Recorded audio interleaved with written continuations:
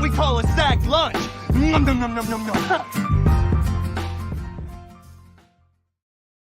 Good morning, Sac City. Welcome in to another edition of the Sac City Podcast. I am your host, the one and only Vinny Milani, joined as always by my best friend in the whole entire world. He is Aaron, the Mukesiah Mukes. It is a beautiful November 7th morning here in the city. Episode 113 is about to kick off. We had some great Week 9 action on Sunday yesterday, filled with a lot of upsets, a lot of surprises, and a lot of bad football. We talked about that the other day with like Tom Brady coming out and saying, oh, there's just a lot of bad football.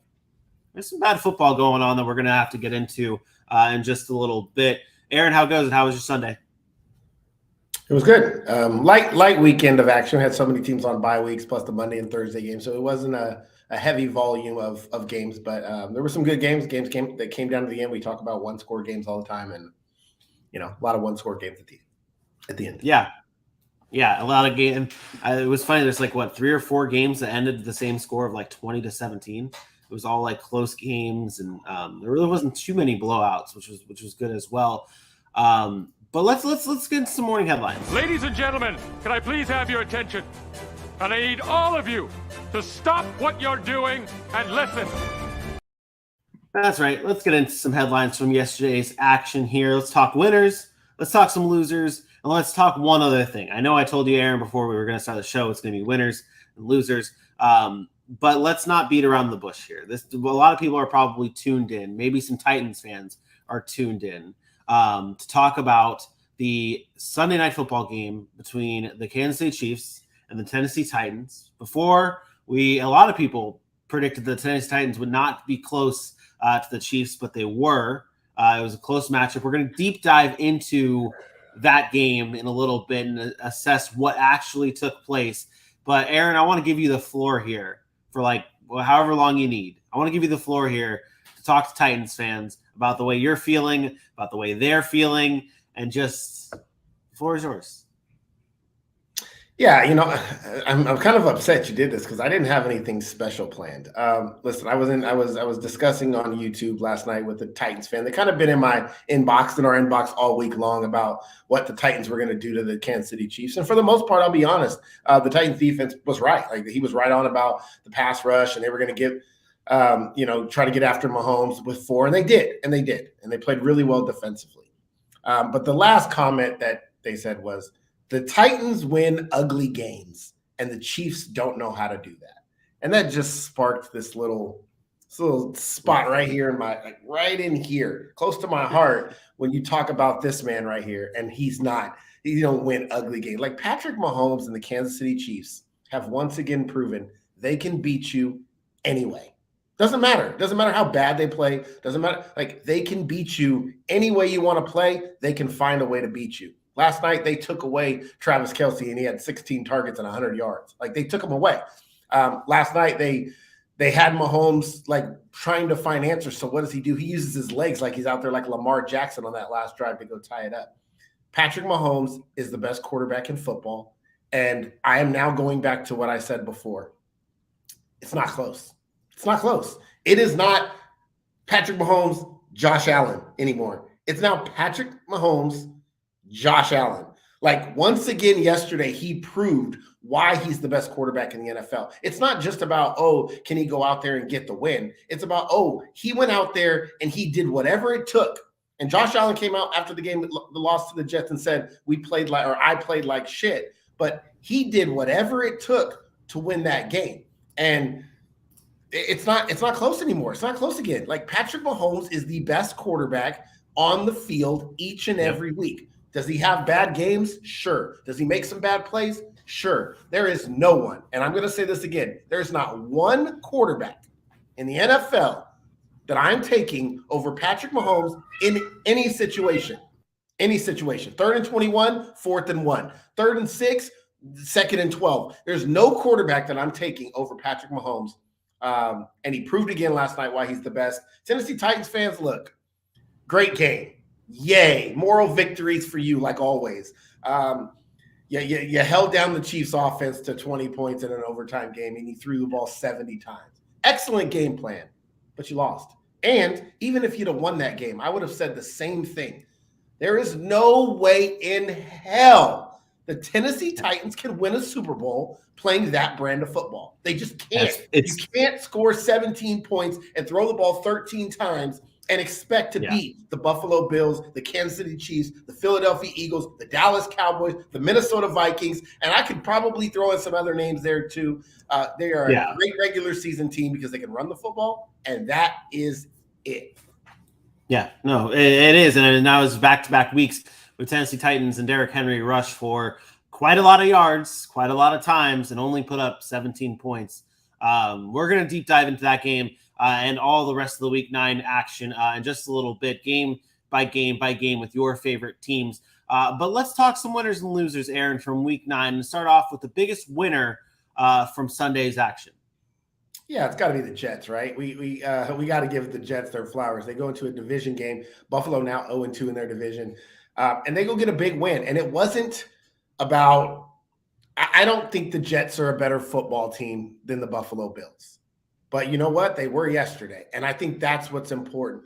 They came out, and they were not afraid. They played. They did everything that I said they could do. And again, the secondary matched up with that pass offense. They were able to run the football more. We talked about having their style or their brand of football. 25 carries between Michael Carey and James Robinson, 174 yards total on the ground against that Buffalo Bills defense. And then you had Zach Wilson not turning the football over. This is the exact recipe that I said on Thursday or Friday that they needed to play in order to have a chance to win this game. And I didn't think they were going to win. I picked Buffalo, but I did say when you asked me about that spread and that line on that game, I said it's not shocking to me because this is the style of football that the Jets want to play. Zach Wilson doesn't turn the football over.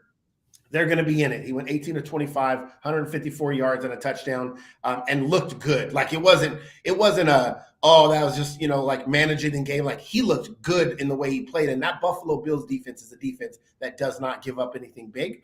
And the Jets getting the win against a division opponent like that goes a long way for where the Jets have come from. And I'm just happy that our thoughts about the Jets as we headed into the 2022 season about them being on the rise is really coming to fruition.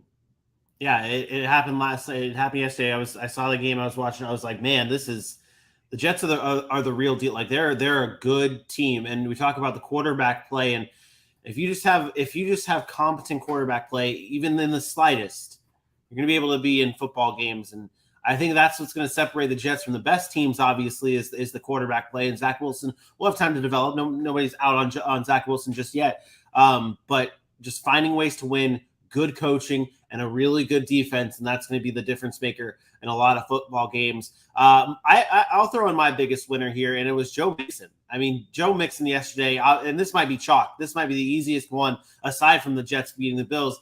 Joe Mixon yesterday, 5 touchdowns, 4 rushing touchdowns, 1 receiving, in a big win for the Cincinnati Bengals over the Carolina Panthers. And yes, it is the Panthers, but all game we were really concerned about the offensive line of the Cincinnati Bengals. When we talk about offensive line, it normally refers to sacks and the way Joe Burrow plays, but we never really talk a whole lot about what that does for the rushing attack, for the running game. And you take a look right down the road, right up the road, right in that same division, in the AFC North. We talk about Najee Harris and his lack of production. And in times last year, the worry of Najee Harris, of not being able to continue producing because of the bad Steelers offensive line. Well, we talk all season long about the ups and downs of the Cincinnati Bengals offensive line, and Joe Mixon just put up 5 touchdowns behind that offensive line. Like, this is a special day for a running back who deserves it. And we talk about the fact that this Bengals team is now without Jamar Chase for the next few weeks. I mean, this is the exact way. It's Joe Mixon's a big winner, and the Cincinnati Bengals finding that way to win this football game is a big winner. And hopefully this isn't just next week Joe Mixon is just going to have 15, 16 touches and 65 yards, and we just are like, okay, what happened to using Joe Mixon so much? Like, this is the key right here. Without Jamar Chase, hand the ball off to Joe Mixon, and then that opens up so much for your passing game. We talk about that all the time. Joe Mixon, 5 tutties, probably the easiest winner I've ever given. I mean, can't argue. It's Joe Mixon. I mean, he had a great day. Good. Losers, Aaron. Losers here. We've got losers all around. Who's your biggest one? Yeah, this might surprise some people because you could say the Buffalo Bills, right? But I mean, they're the Bills.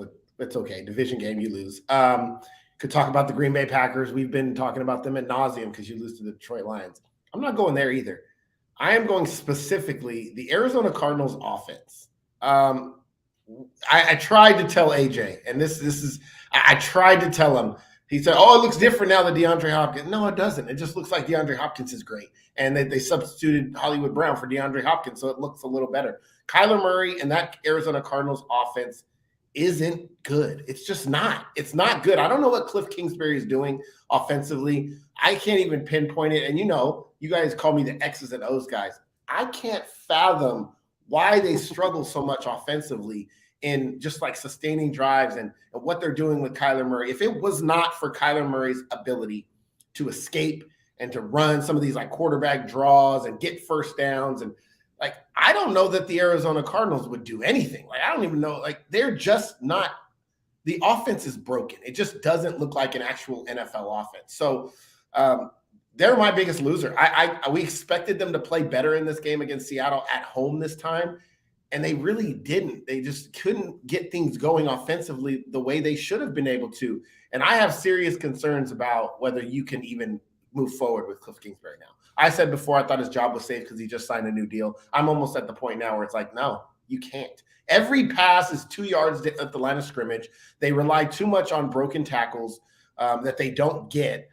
There's no running game. It's non-existent outside of Kyler Murray. Outside of Kyler Murray yesterday, they go 11 carries, 7 for James Conner and 4 for Eno Benjamin for 57 yards. It's just not 11 carries for 57 yards. It's not a bad average. You're just not running the football. You just refuse to actually do it in a game that was not really out of hand. The Arizona Cardinals were close in that game for the majority of it.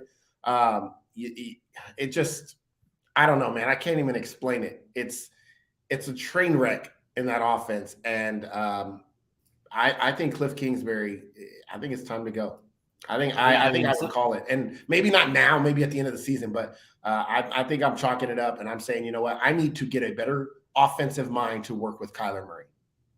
Yeah, I mean, that's going to be, you just pay Kyler Murray too. You have to figure this out before you further damage whatever could be with this offense. I mean, you have to figure something out. And sometimes you have to bite the bullet and get rid of your coach if things are not working, especially when you have the talent around that you have on the Cardinals. Because I watched that game yesterday. I was like, even though they allowed 31 points to Geno Smith, I'm like, this defense isn't that bad. Like, this defense is not a terrible defense. Like, they scored. They scored on defense. The Cardinals had 14 points. Like, the Cardinals defense played fine for the majority of that game, and they got worn out. And then at the end, you see what the Seahawks are able to do and add some points because Kenneth Walker gets going in the second half because the Arizona Cardinals defense was on the field the entire game. Yep. Yeah, and that's just not a recipe for success if you're the Cardinals. And normally we're not talking about the Cardinals defense being like a high team, but right now it's the best thing going for them. My biggest loser is even some winners can be losers sometimes. My biggest loser is a combine of the Los Angeles Rams and the Tampa Bay Buccaneers. Like, I know we talk about those two teams all the time struggling, but that game was ugly, man. That game was ugly football from both sides. And once again, from the Rams side, it was Cooper Kupp and then everybody else. And from the Bucs side, it was Tom Brady and the miscues of the Tampa Bay Buccaneers offense with all the drops they had. I think it was like 6+ drops, somewhere around there. Drops from the wide receivers. Even Mike Evans was dropping the ball. Chris Godwin. I mean, like, it was just a messy football game and a sloppy football game from two teams that we're so used to seeing be at the top of the NFL. And if you want, like, you can't, like, sometimes you can go and turn to coaching for some of the problems that are happening in games. And maybe you can for some certain things with the Bucs and Rams here, but it was just sloppy football from the players on the field. And it was not bad conditions. It was not just a terrible, rainy, sloppy game. It was just a simply sloppy play from guys that we're so used to seeing be great players. And I think those two teams are the biggest losers from this week. I mean, the Bucs, sure, they won. They moved to 4-5, which is somehow leading the NFC South, and that's gross. And then the Rams now fall to 3-5. It's like, it's just gross. Those two teams are my biggest losers from week 9. Yeah, it's hard for me to call Tampa Bay a big loser when they just took the lead in the division again. I thought it was a big win, and for them to battle through what they had gone through with the drops. These two teams just don't – they're not going anywhere. They don't run the football. They have no interior offensive line play. And what used to be a team that would probably scare most teams, they don't scare anybody anymore. So it was an ugly game. It was one of the worst – I'll say one of the worst played football games, but it was just one of the worst football games to watch. Just they couldn't do anything. And it was, I don't know, it was kind of an annoying game, but Brady did what Brady did. And that's, that's what he does. You leave him time on the clock, you give him too many opportunities, he's going to beat you. Yep. That's how it is. That does it for our winners and our losers and our morning headlines. Aaron, take it over.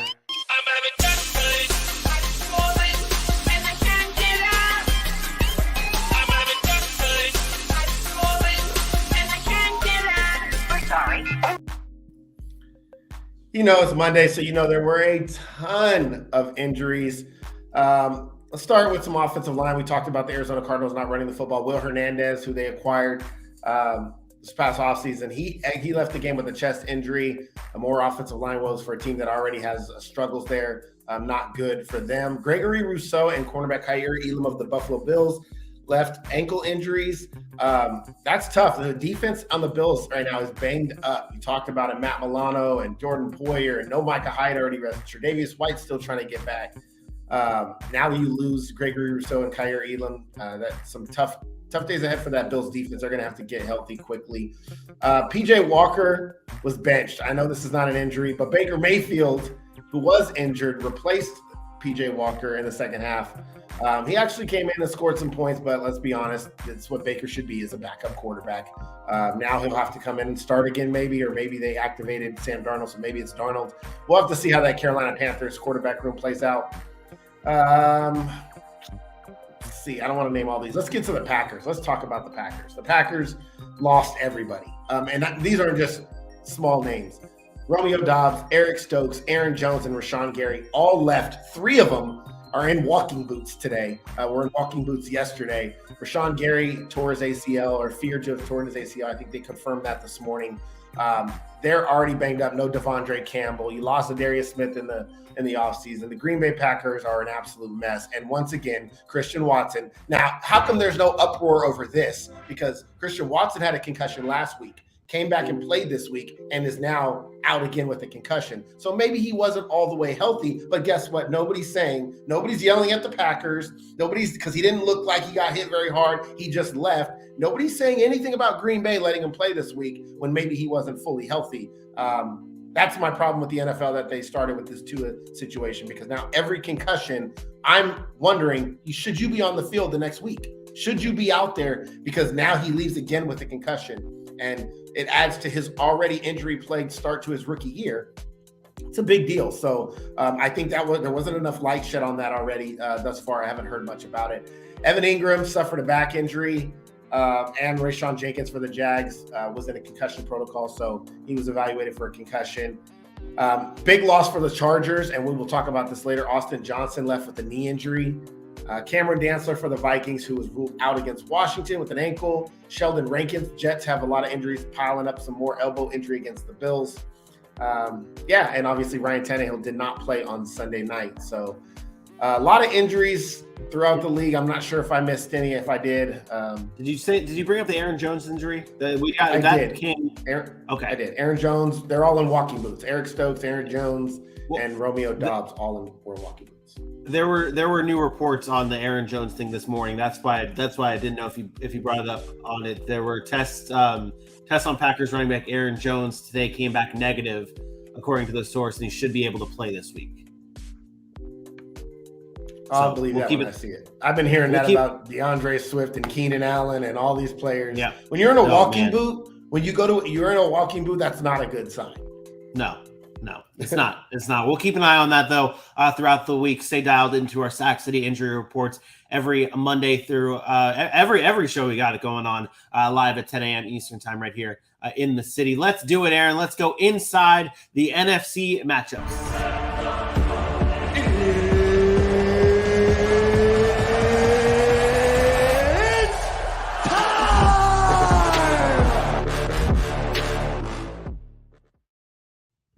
Angeles Chargers took down the Atlanta Falcons on the road 20-17. The Chargers moved to 5-3. The Falcons moved to 4-5. Chargers win this game on a 37-yard game winner on the leg of Cameron Dicker, who is on his, I believe it's his fourth team this season. His second game winner of the year, though, this time with the Chargers. He did it earlier in week 5 with the Eagles. Wild stuff from Cameron Dicker, but let's not say that he's the story of this game, because it comes down to a lot of other things that took place in this matchup. Chargers defeat the Falcons. Aaron, what is the storyline from this game? I'm just wondering why we talked about the kicker first. Like, what the hell? It was a game winner, man, and it's a great story. Is it? Rookie kicker on his fourth team this season, kicked a game winner in week 5 for the Eagles. Now then gets cut, then gets onto his new team. The guy's made 4 or 5 field goals in his career, and 2 of them have been game winners. Shout out Cameron Dicker. Give kickers love. It was a 37-yard field goal. It wasn't a 60-yarder. Hey, come on, man. We saw Harrison Butker last night miss an extra point. What I'm saying is it wasn't a game winner he missed. Would that be a conversation today? Would you be talking about him if he missed that 37-yard? I don't know. What should tell me what the conversation should be about? This is what we should be talking about. Number one, we should be talking about how bad the Atlanta Falcons pass defense is, and number two, we should be talking about how bad the Los Angeles Chargers run defense is. The game played out exactly the way that we said it was going to be. The strength of one team and the weakness of another. The Los Angeles Chargers are not a good football team, folks. You talk about frauds. We talk about teams that are frauds at 5-3. The Chargers are frauds at 5-3. They aren't beating anybody. They aren't beating anybody that has any substance in this league because they can't stop the run. 200 yards on the ground again for their opposing team. And yes, the Chargers found a way to win the game. We love that. We expect good teams to find ways to win games in ugly games. But this isn't 1 week of an ugly game. Week in and week out, the Los Angeles Chargers cannot stop the running game. And I'm telling you, this is going to be the downfall. This is what we're going to be talking about at the end of the season, because there's going to be a playoff game where a team's going to go for 200 yards on the Chargers, or maybe at the end of the season when they're trying to get into the playoffs. And we're going to say, see, we told you, that's why they're not contenders. They don't get a pass and say, oh, they just won the game, because they were supposed to be talked about as a Super Bowl favorite. A Super Bowl favorite, not a playoff team, a Super Bowl favorite. And now they're having struggles with the Atlanta Falcons, who they run the ball really well. But Tyler Algier, Cordero Patterson, and Caleb Huntley, come on, this isn't Derrick Henry. This isn't Nick Chubb doing it. This is Cordero Patterson, Caleb Huntley, and Tyler Algier with an offensive line that's good, but not great. And let's be honest, they probably got bailed out. They probably got lucky they won that game. And it just, I was baffled by how bad the Chargers played offensively, even early in the game. Now, Justin Herbert did get things going. As I said, I thought he would, and he would find a way to throw his way to a win. And he did at the end. He threw his way to a win. But it wasn't pretty, man. It wasn't pretty. And I get it. They're without weapons. I get it. Their offensive line is hurt. I don't care. Your quarterback is supposed to make up for your deficiencies. And right now it looks like they are just getting by. Like they are just squeaking out wins. Justin Herbert's playing okay. But it's not. This isn't Justin Herbert where 2 years ago people were going to call him better than Patrick Mahomes, because that's what we were doing. We, as in the football society, let's remember these conversations we have, guys. Let's not just forget about what we say on shows. People were actually saying that he was up there with Patrick Mahomes and Josh Allen. I'm sorry, you can't watch these football games this year and say that. It's not even close. And the Chargers found a way to win, and I get it, but it still needs to be talked about. It's weird because I feel like this season in particular, there's so many things that are going on that are okay, there are a lot of fraudulent statistics and fraudulent play going on in the NFL, because you look at it, if you were to say Chargers are 5-3, right behind the Kansas City Chiefs for first place in that division. Only one game back. They're 5-3. They're there. But in reality, it's almost like the Chargers are just another team. Like we talk about the middle group teams in the NFL, and they're kind of right there, maybe almost on the low end of things because of how bad their defense has been this season. And you talk about the games that they have won. I mean, this is they're not doing anything that's spectacular. It just seems like they're just there, and you don't. I think you're on to something with. I just don't think they can compete with the top dogs like we thought they would be, like they were supposed to be. Like, you know what their record was after 8 games last year? 5-3. 5-3. This is the Chargers. But it doesn't even. But even last year, and maybe correct me if I'm wrong, but it doesn't even feel like it's the same type of Chargers team, though. Maybe it's the injuries. Maybe you can. I feel like they're identical to last year. Justin Herbert has a bunch of talent, and the defensive side of the football has a bunch of talent, but they can't stop the run. This is the exact team that they were last year, with more hype coming into the season. I guess maybe that's the conversation. Last year they got expectations. It's the expectations, right? Last year they got off to a really hot start, right? They were 4-1. This year they were 4-2 to start. Like, everything is the same to me. It's just, I don't know. It's mind blowing. It really is mind blowing. The teams that they've played. This is what gets me, because right now they're 5-3, but on paper, when you look at the teams that they've played, the Raiders, the Jags, the Texans, the Browns, the Broncos, the Seahawks, Atlanta. If I told you that at the beginning of the season, we probably all had them sitting at maybe 6-1, maybe 6 or 7-1, maybe 6-2 if you gave the Raiders the win week 1. But the Jags, the Texans, the Browns, the Broncos, the Seahawks, like these are games that they're barely pulling out, that they're struggling to get by, that they can't stop the run in, and then they're losing some of them. And to me, that's an issue. That schedule doesn't get easy. That schedule gets harder. Now what happens next? You go to San Francisco. You go play Kansas City again. Maybe Arizona's a cakewalk, and the Raiders, who knows, because the Raiders have been playing like crap. But you go to the Raiders against the Dolphins, then the Titans. Like, it doesn't get easy over the next 6 weeks. So can they win those games? Absolutely. They're the type of team that can beat anybody. They have the team that can beat anybody. I will acknowledge the talent. But something isn't right there. Something is off, and you can't look at that squad and say they're a Super Bowl contender. And as far as the Falcons, that's the Falcons. This is what you saw yesterday is the Falcons. They're going to win some of those. They're going to lose some of those. Well, they've alternated wins in all after all 5 of their games, or every game this season. They've alternated win-loss, win-loss, win-loss. They are right there as a 500 team. Marcus Mariota, though, yesterday 12 of 23, 129. It's his 3rd game this season with 0 passing touchdowns. Like you said, this is it for the Falcons. This is it. Like, this is what the Falcons are. They fall, though. They lose their number 1 spot in the NFC South. They are now 4-5. The Chargers 5-3. The Miami Dolphins took down the Chicago Bears 35-32. This game, this game, there's a lot of games yesterday that were okay. Like, it just seemed weird. Something just didn't seem right. This game, everything seemed right. Everything that we hoped and wanted to happen happened. Tyreek Hill does great. Tua Tagovailoa does great. Justin Fields has a day. Like, everything that was supposed to happen happened in this game, and it was a very fun and exciting one between two teams that one is up and coming and are pretty much almost there in the Dolphins, and then the other in the Bears are up and coming. What were your biggest takeaways from this one? We are watching Justin Fields develop right in front of our eyes. This is what we're talking. This is what I talked about last week.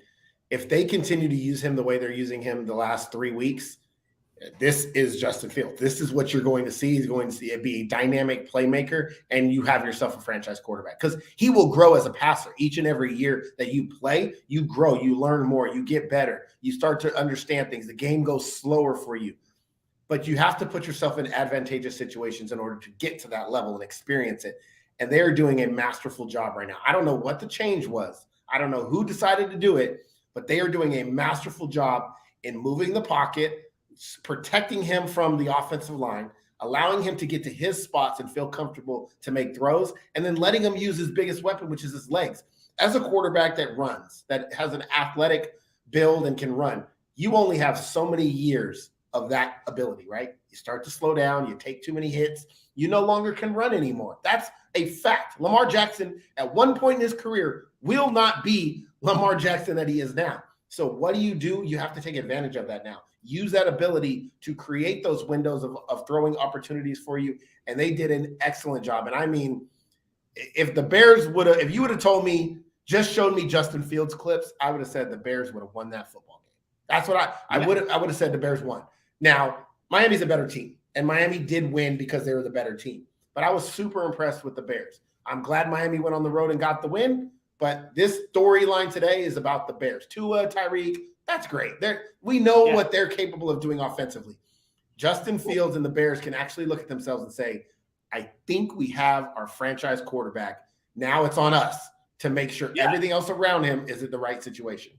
And I think the big thing I was going to kind of lead to with the Bears, and you brought it up there with like the fact that they're doing whatever they can to get Justin Fields away from that offensive line. Like, it's a bad offensive line. It's been noted plenty of offensive line for the Bears is bad, but they're scheming and finding ways to get Justin Fields out of that pocket to where he can make plays and go do his thing and not be crushed every time he drops back. What are you seeing from this coaching? Like, is it just as simple as that, as they're scheming something different to get Justin Fields out of the pocket? Because we talk all about, like, I feel like over the past 2 weeks, we have really given a lot of credit to Justin Fields and his playmaking ability, which he deserves. How much credit should we be giving to this coaching staff? None. Okay. I mean, we shouldn't give credit for people doing their job. Like, this is, and I'm not saying, okay, maybe I shouldn't say none. Their job is to put Justin Fields in the appropriate situations. I say this all the time with coaches. Coaches are stubborn. Coaches sometimes try to put a square peg into a round hole. Justin Fields, it's not even about the offensive line. Like, they're protecting him because so he doesn't get hurt from the offensive line and sacks and all that. But it's not about the offensive line when it's talking about getting him on the move. They're creating throwing windows for a guy that can throw on the run, for a guy that's mobile. They're making the game easier for him. They're scheming up. Let's flood. Let's run. If we got 3 wide receivers on the right side, let's flood that side with routes and roll Justin Fields out to that side. It gives him the opportunity to make plays. When they spread it out, it allows him to do exactly like this clip is showing, where if they're in man-to-man coverage, the defense goes behind. The defense's backs are behind you. If you clear that first level, you have nothing but space. The scheme itself is supposed to be what you scheme for a quarterback like Justin Fields. And to me, it's about creating throwing windows. It's hard to sit back there in the quarterback or sit there in the pocket as a quarterback and find the throwing windows in the NFL. They go like this. Like, they open and close so fast. When you get on the run, you got guys flooding coming across the field. A DB's chasing them. Now that window opens up. You have more time. And for a guy that can throw on the run like he can, you allow him to be comfortable and feel confident in doing that. And then when he is in the pocket, he's going to be more confident. So to me, the scheme is right. The scheme is supposed to be this way. So they get credit, I guess, because it's they're scheming it up, but that's their job. Their job is to put them in advantageous situations, and they're doing that now. Justin Fields is out there having to execute that, and I don't think there's any doubt that he can execute it. Like, we've watched him now do it, and he looks more and more comfortable each and every week, and it's 3 weeks in a row, but it's against some defenses. New England's defense, we're going to talk about later. Dallas's defense, we've already lamented how good they are. And despite how Miami has played at times this year, that is a really good defensive personnel group-wise with Xavier Howard and Bradley Chubb and Javon Holland and Byron Jones. And like, they got dudes over there. So I loved everything I saw from the Chicago Bears and Justin Fields yesterday. And I know they took the L, but I thought the storyline was about them more so than the Dolphins. Dolphins did. Yeah, not often do you in particular talk about moral victories, but that's a big one for the Bears, and that's a thing here in the loss 35-32 to the Dolphins. Give a little love to the Dolphins, though. Entering the game, Tyreek Hill 961 yards. He did get get plenty of yards in this one. Now over the 1,000-yard mark for the season. Now fifth game this season with 140 plus receiving yards. Fastest ever to 1,000 yards. He's good. He's so good at football. Season. He's the best receiver in the NFL right now. Yeah, he is so good at football. Like, I was watching, as a Jaguars fan, I was watching Davante Adams torch the Jaguars in the first half and then disappear in the second half.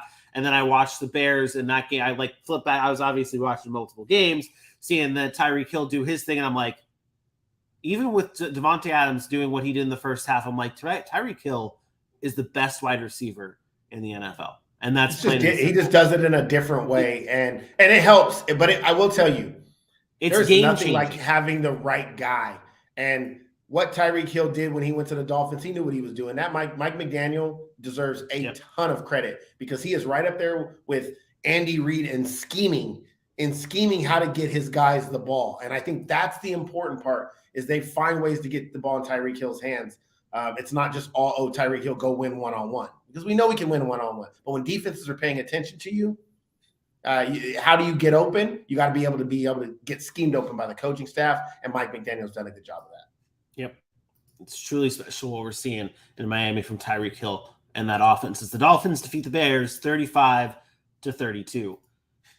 Next up on our list is the Green Bay Packers losing again, and they talk about ugly games. This one was ugly. The Lions defeat the Packers 15-9. The Lions move to 2-6. The Packers move to 3-6. Lions snap their 5-game losing streak, and the Packers continue to slide down and slide further and further down to a rebuild season. Maybe, Aaron?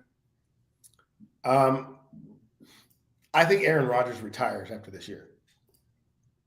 I'm on that train. I think he's going to walk away. It's crazy to say, but I don't think he's having fun. And look, I'm not here to make excuses for Aaron Rodgers or absolve him of any of the blame because he played poorly yesterday. I mean, absolutely poorly.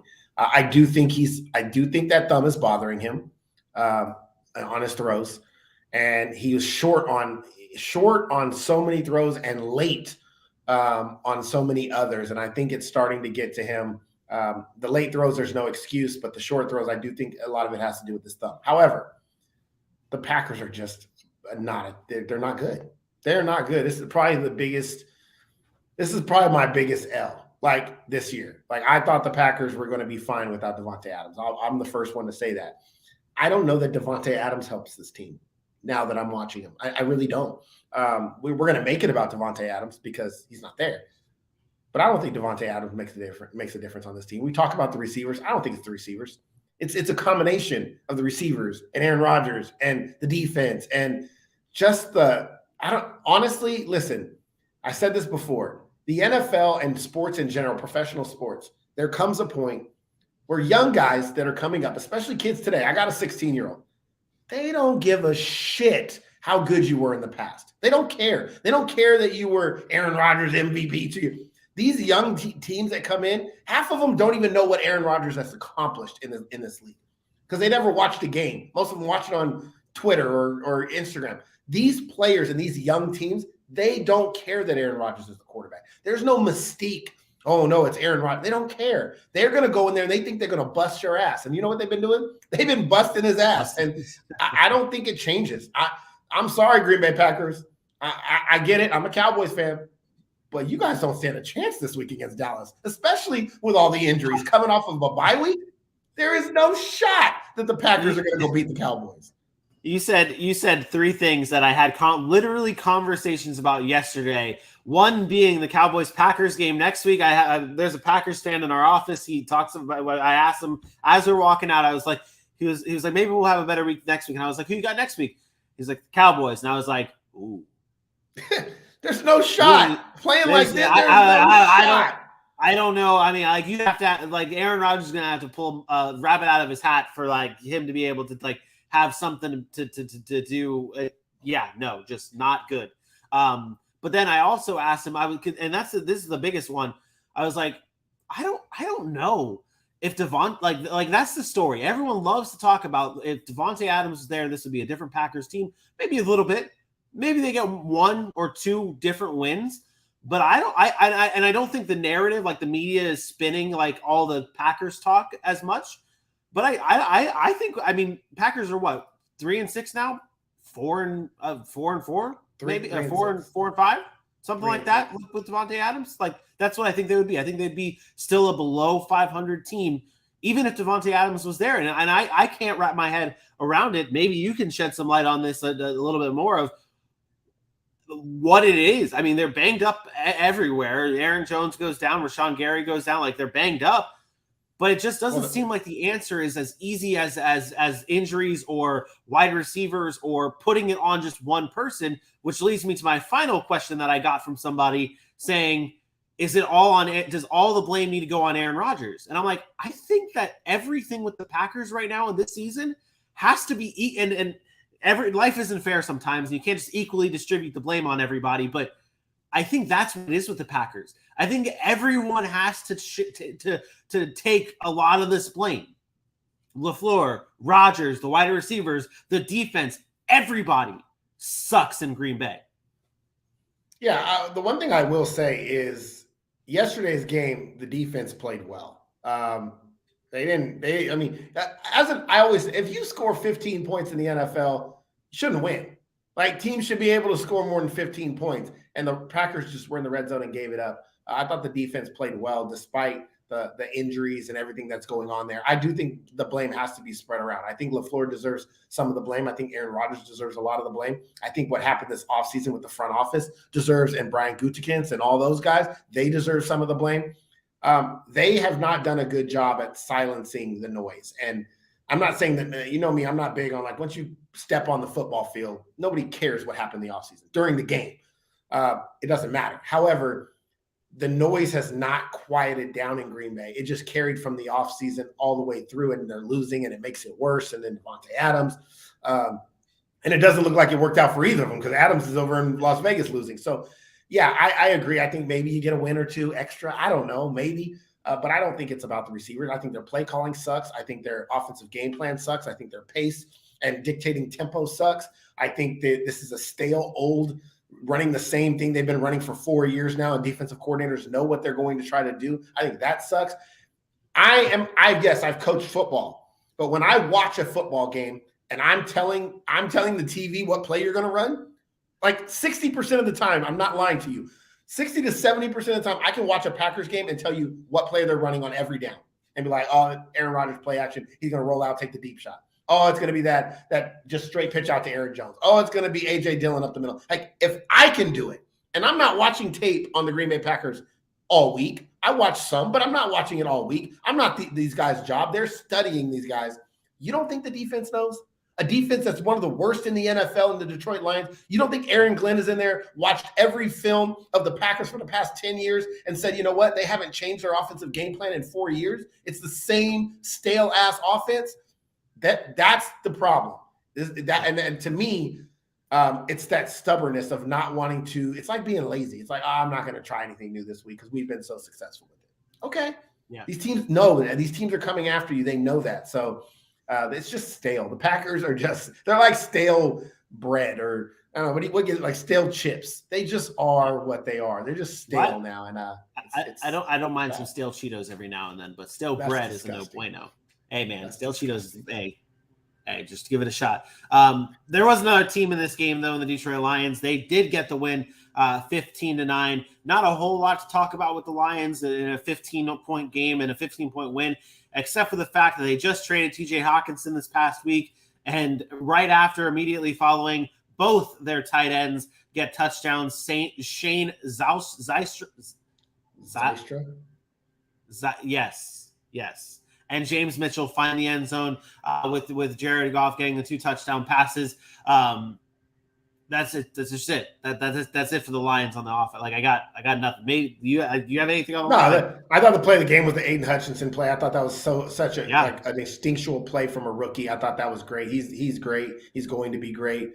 That was a hell of a play. But the Lions did enough to win the game. And shout out to Dan Campbell for getting the win. But they're gonna need more of those. They're gonna need more. Yep. Next game on our list is the Minnesota Vikings defeating the Washington Commanders 20-17. The Vikings move to 7-1 now on the season. This has been a team that it might not have looked great, but they still found a way to win, and that's what we talk about all the time. Vikings do move to 7-1. Commanders now 4-5. Aaron, this Vikings team here, we talk about all the time about how special this offense is supposed to, like how different the offense is supposed to look, or how different this team is supposed to look from Kevin O'Connell and the eras before, the coaches before. This game, I don't know. I think the difference here was the fact that they won the close game again, but on the field, how much of a difference are we seeing? None. If anything, their offense is worse. No. let's be honest. Like we've now moved on from the O'Connell's going to change the world with this offense. 3 wide receiver sets. They're not. There's nothing special about the Minnesota Vikings offense except they have special players in Justin Jefferson and Dalvin Cook and Adam Thielen. So they got good players. They are a good football team. That's not what we're here to debate. We're not talking about whether the Vikings are good or not. They're 7-1 for a reason. They are a good football team. The difference has been the defense. The defense is coming up with big plays and big moments, and that's again what happened yesterday. Now, I'm not going to just let the narrative of the Vikings made it. They figured out a way to win. The Washington handed them this game on a silver platter, up 10 late and still throwing the ball and turning it over. And next thing you know, you're down 3. Like a lot of this goes on Taylor Heineke, but a lot of that goes on that Commanders coaching staff for what they were doing late in that game. And they did not have the ability. And if there ever was an indictment, and I know you're not going to like this, if ever there was an indictment on Brian Robinson, it was in yesterday's game, because Brian Robinson is supposed to be the running back that up 10 in the fourth quarter you can give the ball to and ice the game, and he's just not in. Like how many are we? It follows your same narrative. And that's maybe why you said I might not like this of the inefficiencies of certain Alabama running backs. That. I mean, the lack of production after that was just, or when they needed him the most, was alarming. It's every game though. Yeah. It's every game. It's not. This is Brian. This is who he is, and it's unfortunate. And I noticed they gave the ball to Antonio Gibson a little bit more in this game. They gave it to him 11 times, and he wasn't overly productive with it either. But I noticed that they maybe are starting to realize all that hype and all that like extra about Brian Robinson starting to fade, because he's not really that great of a running back, guys. Like he's not explosive. But I thought yesterday, I was like, man, this is his time. Like if they can start giving him the ball here in the fourth quarter, break off some chunk runs, they can ice this game away. Never came to fruition. And then you throw the interception and you're falling behind now. This is just Washington being Washington, man. They gave this game away and they had a chance to go on this nice little win streak, and they failed. And Minnesota got another win, and Minnesota all but wrapped up the NFC North. And they're going to coast now. They got to keep their foot on the gas because they're trying to get that first round bye. But they're coasting to at least a home playoff game now. So that's good on Minnesota. Yeah, it's big. And we talk about it all season long, and even last season, it's got to find ways to win these close games. And they would lose these types of games last season. They didn't lose here with a 20-17 win over the Commanders. I mean, the Commanders, like you said, kind of gave them this game in that fourth quarter. And with certain penalties, they only had 3 penalties all game. But when you look at them, it was a defensive pass interference that nullified a pick 6. That's a big play. And an unnecessary roughness call that nullified a Minnesota-made field goal. Like it gave the Vikings 3 more plays to run the clock down. Like these are just plays that you're shooting yourself in the foot. And at the end of the season, we'll talk about this. It would be, okay, the Vikings are a defensive pass interference play from losing this game, or roughing the pass, or unnecessary roughness call away from losing this game. But it doesn't matter. They won the game. They're 7-1 now. And like you said, all but have locked up this division in the NFC North as Vikings defeat the Commanders 20-17. Next up on our list is the Seattle Seahawks defeating the Arizona Cardinals 31-21, continuing to stay hot. The Seahawks have now won, 5 straight now? 5 straight for the Seahawks? Like no? Am I wrong? Am I wrong about this? You're looking at me crazy. Am I wrong? I can't remember. I'm looking at you crazy? 4? How do you know I'm looking at you crazy? We're not even on the screen. Well, I can see you in the green room. You know I can see you in the green room. What is this? 5 straight? 4 in a row. 4 in a row. That's it. 4 in a row for the Seattle Seahawks. Sorry. Seattle Seahawks 4 in a row now. This has been a revelation for Geno Smith and this team. They now take down the Cardinals. They sweep the Cardinals now on the season with this win. They remain right there at the top of the NFC West, right there with the San Francisco 49ers. They're, again, another team finding ways to win. A big Ken Walker day, another 100-yard rushing game for him. What are you seeing from the Seattle Seahawks that just makes that, what did you see from this game as a whole? I know we talked Cardinals earlier, but from the Seahawks side, what did you see from them that stands out the most? Well, I mean, the biggest thing that stands out is the continued excellent play of Geno Smith. And, he had a bad interception in this game. And it was a great play, first of all, by the defense, but Geno left it a little bit short. Zaven Collins takes it in for a touchdown. But Geno bounced right back and then drove them down the field and bounced. I mean, immediately, very next drives right down the field and scores. And I thought that was indicative of what the Seattle Seahawks have been all year. They're just a good football team. All in all, they're a good football team. The defense has taken such strides and improved with Tariq Woolen and Kobe Bryant, those guys on the outside. They're Quandre Diggs in that secondary. They have got to be given a lot of credit. I don't know if you remember the offseason, but I said one of the biggest signings that people were kind of like not even talking about was Uchenna Nwosu from the Chargers, one of their better pass rushers that came over and has been balling. I said this. He's been really, really good for them. The young guys have played their offensive line. When you talk about the Charles Cross and Abraham Lucas and these guys, two rookies anchoring that offensive line. They just have been really, really, really good. You got to give credit to the front office for the Seattle Seahawks here. I mean, even from the start of the season, from the off season, I mean, obviously you turn your attention to the Russell Wilson trade. They traded it away. First round picks come back and players come back. And it's not just players. Sure, they got Drew Lock back, but Shelby Harris is making plays in this game, who was a big part of that trade, who they got back, who's a good leader for that defense, who's making plays. You talk about the signings that they've made, drafting a guy like Ken Walker. I mean, they had Rashad Penny. You look at that draft pick, and you're like, you had Rashad Penny. You need a whole bunch of other things on your team, and you drafted a running back. And he was on a 1-year deal. They didn't really have Rashad Penny locked up. But the point being is that we talk about investing highly in a running back and that being looked upon like, okay, it's questionable. They stuck to their game plan. They've signed these guys. They've made these moves. Shout out the Seahawks front office here for having this game plan and it paying off. I mean, and trusting. But it's not new. Like this, the Seahawks have done it. I mean, remember how they built their Super Bowl? When you go back to Earl Thomas, Cam Chancellor, Richard Sherman, like Russell Wilson. Remember, they drafted Russell Wilson. And they made him the starter after signing Matt Flynn. So this is not new for these guys in Seattle. Like Pete Carroll and them have always been really good about finding talent. And now but it still comes down to one person. It's Geno Smith. Because if Geno Smith is playing like crap, then this isn't happening. Geno Smith deserves a ton of credit. And you can't look at Geno Smith anymore as a bust. Like, as crazy as this sounds, like, because he was drafted so long ago early, he was a bust for so long. He's not a bust. This guy can play quarterback. So you think what's happening through these 9 games is it like changes the whole? Okay, that's he can. I'll tell you this right now. Despite whether they decide to go with him long term or not, if Geno Smith is not a starting quarterback in the NFL next season, it's an absolute crime. It's an absolute crime if he's not a starter next year. If Jared Goff and Ryan Tannehill and these guys can, and I mean, there's a ton of other guys. Baker Mayfield got opportunities. Sam Darnold.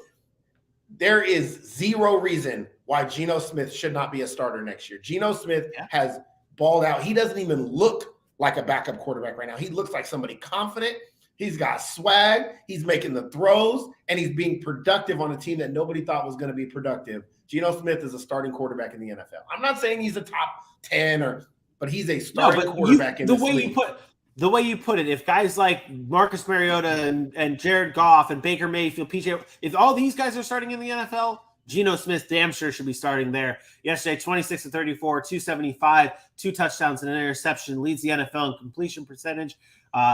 He has a career high in passing touchdowns. He's been that dude for that team, for the Seahawks. And as I wrap up the Seahawks side of things, let's show some love to my guy. Let's show some love to my guy, Aaron. Ken Walker. Your guy. My guy turned into your guy. I don't even know how this is possible. What you mean? At the beginning of the season, I tried telling people, I was like, Ken Walker. No. What I'm saying is, rookie. Remember whose guy this was before the season in college. In college. And y'all started coming from Wake Forest. Who did? Hey, wait. Matter of fact, I did a piece on him at Full Sail, coming from Wake Forest to Michigan State, and then at Michigan State balling out. And I told everybody he was a dog, and then you took him from me somehow. But I'll let you claim him. You can have him. I can't have everybody. I can't have.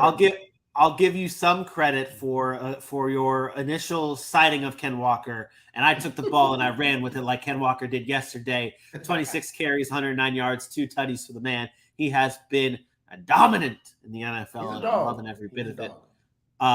Let's switch gears, though. We talked about the Cardinals earlier in the show. If people missed it and are just tuning into Justice Cardinals recap, can you go? Did we wait? Was it earlier on in the show? We talked about Cliff Kingsbury. The Cardinals are broken. The Cardinals are broken. Yeah, reiterate. Cliff Kingsbury doesn't know how to do offense in the NFL. Go back to college. I'm on that train. Listen, I am an equal opportunity employer. I guess you could say something like that. I give everybody a fair shot. I give everybody a fair shot that comes in here and can prove me wrong and all that stuff. And if they do, I will admit it. For everybody, I'm okay owning that I was wrong about a player, a coach, whatever. Cliff Kingsbury's had a lot of time now to bring in this innovative, spread it out, sideline to sideline offense. And I'm going to tie this into college, and I'm going to tie it into specifically one particular college out here in Georgia. I went, the Tennessee head coach is Josh Heupel, and I went to that Georgia-Tennessee game. And what does Tennessee like to do? They spread it out, they throw sideline to sideline, and they get their guys in one-on-one matchups, and then they want to take their shots. It's almost identical to what the Arizona Cardinals do in the offensive side of the football. They like 4 or 5 wide receiver sets. They like to get the ball out of Kyler Murray's hands quickly. They go sideline to sideline, more of a lateral passing game, and expect their guys to be able to get up the field, and then they take their shots when they can. It doesn't work in the NFL. And the reason it doesn't work in the NFL is because these guys are too fast. They're too physical, and they're too fast on the defensive side of the football. What did the Georgia Bulldogs do to the Tennessee offense this past week? Where did most of the NFL talent come from in the NFL? From the Georgia Bulldogs teams of the SEC. Go Dogs, baby. Listen, it is a direct line to how physical the NFL defenses are and how fast these guys are. You cannot run that style of offense and think you're going to have sustained success doing it. They came out those first couple of years. It worked a little bit. Like Chip Kelly's offense worked a little bit. Yeah. But once defensive coordinators lock in, it doesn't work anymore. You got to start stretching the field and go vertical. Yeah, we talk about it all the time with coaching and good coaches, like the best coaches in the NFL.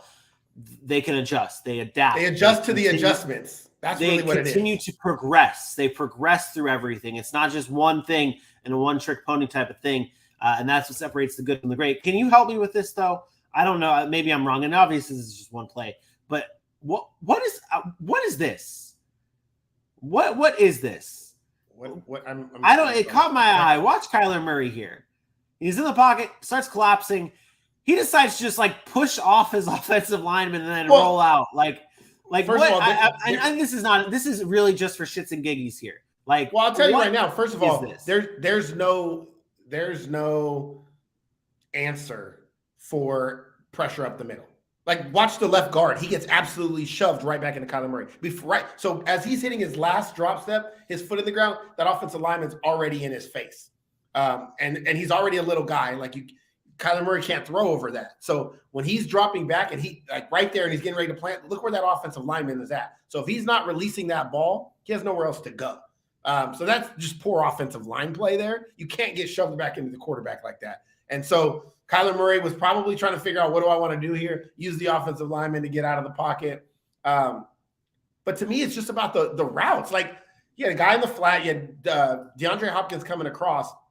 Maybe there were some vertical routes on that play I couldn't see. Obviously, we don't have like the coach's angle or anything like that. But there's too much sideline to sideline. And I know they're running a lot of crossing, stretch out routes. But again, at some point in time, you have to lift the top off of defense, at least send somebody up the middle and then somebody come underneath inside of a cover 2 or somebody up the seam or something. Like, they just don't do it enough. And when they do, you will see it. It's more successful, but they're too much of a horizontal passing game, not enough vertically. And it just doesn't work. These guys are too fast on the defensive side of the football to be throwing those like quick 1-yard hitch outs 9-10 times a game. Like, it just doesn't work. You're not getting enough production from those. And it's just, I don't know. It bothers me. Cliff Kingsbury, it's time to go back to college. There you go. I'm sure, and he'll do great there because not everybody's as fast. Like you get that 4.3 guy in college, he's going to break those for touchdowns. In the NFL, it doesn't happen. This might not stick with anybody watching this, but hey, Oklahoma, go get you Cliff Kingsbury. Get Brent Venables out of there. And I know you just brought him on. Go get you Cliff Kingsbury, okay? Do that. But the Seahawks do defeat the Arizona Cardinals 31-21. Seahawks move to 6-3. Cardinals move to 3-6. The Los Angeles Rams fall to the Tampa Bay Buccaneers 16-13. Tom Brady finally gets the monkey off his back in Tampa by defeating the Rams here. He becomes the first player in NFL history to throw for 100K passing yards, including postseason. It's including postseason. Don't get on me. Brady leads this team on a game-winning drive late in the game, wins it 16-13. He does what Brady does. He was able to find the way to win. And earlier on in the show, I talked about these two teams being the biggest losers because it just wasn't that great of a game. There was a lot of sloppiness from both sides of the ball, lots of drops, lots of miscues. Cooper Kupp being the only guy for the Rams. But you said something that kind of stuck with me that I wanted to take into this chat, and it was the fact that the Bucs won this game. And although it may not have looked pretty, they were able to win. And you said you don't know if the Bucs are a winner or a loser in this situation. Can you touch on that? Yeah, I think there's something to be said when you're playing as poorly as the Bucs have been playing over the past month or so, and able to just get off just find a way. And I think it was all evident in the way Tom Brady approached his press conference. I don't know if you saw it, but he comes in, he was like, "Oh, that was fun." He was like, "Man, that was fucking fun." He's like, or said he's fucking awesome or something. Like I saw a sense of relief on his face. And again, we don't talk about personal stuff in here, but I think it was a lot of personal. I think it was a lot of professional, just relief of, man, I needed this win. Like in my own mind, my own space, I needed to win this football game. And I saw that from Tom Brady. And I'm not saying that's going to spark him to go on a run. But there were some vintage Tom Brady moments in that game, late especially. And like you said, there was a lot of drop passes, especially on the Bucs side, that they might have been able to score sooner. But the defense is still really good, despite losing guys like Shaq Barrett and some other guys. I think that defense is still really good. First of all, shout out to Devin White and Lavonte David, because Devin White was called out and Devin White showed up and he played really well, as did Lavonte David. And I thought that there should have been more positives than negatives coming from that game for Tampa Bay. I get it. They didn't score a lot. Their offense didn't play well all game. They put up 10 points in the fourth quarter and found a way to win. The running game is still a big issue in that interior offensive line play, but I don't think that's getting fixed anytime soon. So you just have to live with it, and you just have to find a way around it. Yep, got to find ways to win. That was awesome. That was f***ing awesome. I got you. That's it. I got you, fam. Like you could see how much when he walked in on his face, everything that had built up to that moment with the Giselle stuff and the divorce and then not winning. Like he's a very competitive person, and failure, he's not for failure. And so I just saw a sense of relief from him, and that's just a regular season football game. So I think that was big, a big mental hurdle for him to get over, to just feel what it's like to win again. And hopefully that can spark Tampa going forward and they can get, some things going offensively, but they got to find a way to get that running game going because both of these teams just cannot run the football. They just can't. When the Rams stopped the Bucs, it was so funny. The Rams stopped the Bucs. I go, oh, Tom Brady will get another shot. There was never a doubt in my mind that the Rams were not going to be able to run 3 times and get a first down. Like they didn't get a yard. Like I was like, oh, if the Bucs have 3 timeouts or 2 timeouts or whatever it was, I was like, they'll get it back because the Rams are not going to be able to run the ball. And they didn't. They absolutely could not run the football when they needed to the most. 24 carries for 68 yards, 2.8 yards per carry. I'm sorry. That's and not better on Tampa side. 20 carries for 51 yards, 2.6 yards a carry. These are the 2 worst rush offenses I've ever seen in football, ever. And that's not a euphemism. That's not joking. These are the 2 worst rush offenses I've ever seen from a production standpoint. One of my biggest winners this in week 9 was Joe Mixon. I talked about the offensive line and like him overcoming that bad offensive line. Sometimes you just can't overcome the bad offensive line, even if you have talent. We've seen Leonard Fournette be good. We've seen Cam Akers be good. We've seen Darrell Henderson be good, but we're not seeing it because they're not playing well and the offensive line's not playing well. That may be the key to unlocking both these offenses. But now the Bucs do win this one, 16-13. Tom Brady now leads the NFL all time in game-winning drives yesterday, surpassing Peyton Manning with 55 game-winning drives as the Bucs defeat the Rams 16-13. Let's switch over to the AFC. Wait a second. I got to do this right. Sorry for your clipping, Aaron. I'm sorry for your clipping.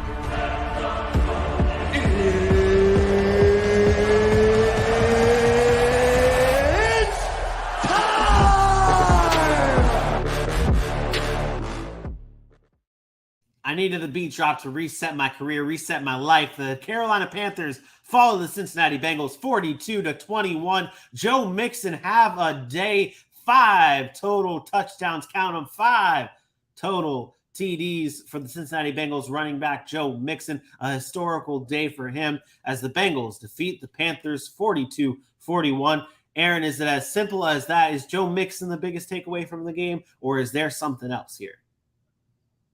The Bengals are a better football team than the Carolina Panthers. I still think the Bengals are one of the better teams in the AFC. Joe Mixon finally gets the work. They leaned on Joe Mixon. I think what happened was you saw what happened Monday night, and I think the Bengals said, you know what, our offense is a lot predicated on what Jamar Chase is able to do and being on the field. We're going to get back to basics. We're going to run the football. We're going to get Joe Mixon, our second best player, involved. And they did. And he showed out and balled out, and the defense played well.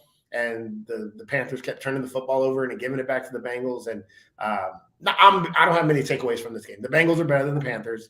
The Bengals did what they were supposed to do, and Joe Mixon is really good. And the Bengals got right after a tough loss to Cleveland on Monday night. Let's talk about the quarterback position, at least for the Panthers, then we can wrap this up on this game. PJ Walker, 3 of 10, 9 yards, 2 interceptions. Not a great day. Obviously got pulled at halftime. Baker Mayfield then comes in, 14 of 20, 155 and 2. Sam Darnold activated. He could return Sunday. Is it Baker Mayfield? Is it Sam Darnold? Obviously, you don't go back to PJ Walker, right?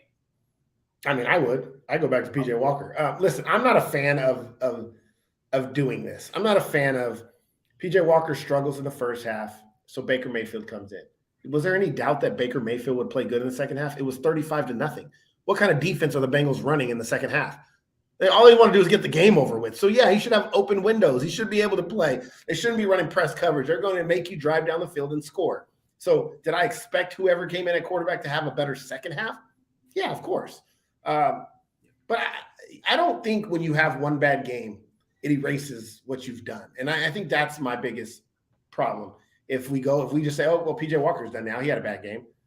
So the next bad game Baker has, let's go to Sam Darnold. Oh, bad game, Sam Darnold, let's go back to PJ Walker. Like, that's really what the mindset shows me, is that whoever has a bad game is just coming out. You never can have a bad game. And I think that's just not a realistic vision or view of what you do when you have 3 bad quarterbacks. Like, none of these guys are good. So they're going to have bad games. So whoever you go with, stick with them.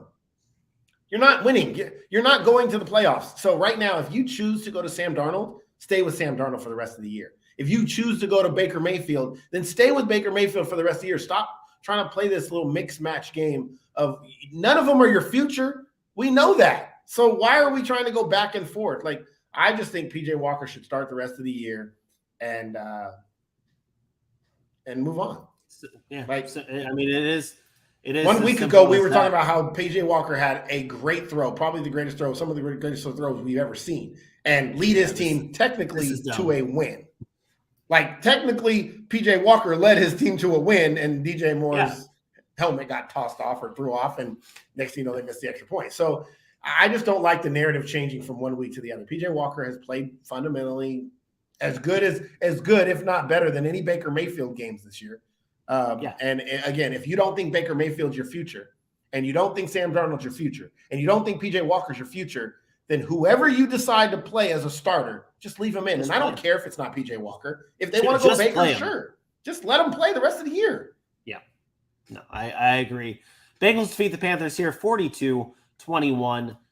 The New England Patriots take down the Indianapolis Colts 26-3. The Patriots move to 5-4. The Colts continue to fall to 3-5-1. Another game for Sam Ehlinger in the books here. Sam Ehlinger, 15 of 29, 103 yards, an interception, 39 rushing yards, sacked 9 times in this game. This is it's getting tough to watch if you're a Colts fan. What are we doing here? Like, what are we doing? We bench Matt Ryan because he's a walking statue to bring in the mobile guy, and he gets sacked 9 times. What are we doing? Where's the mobility?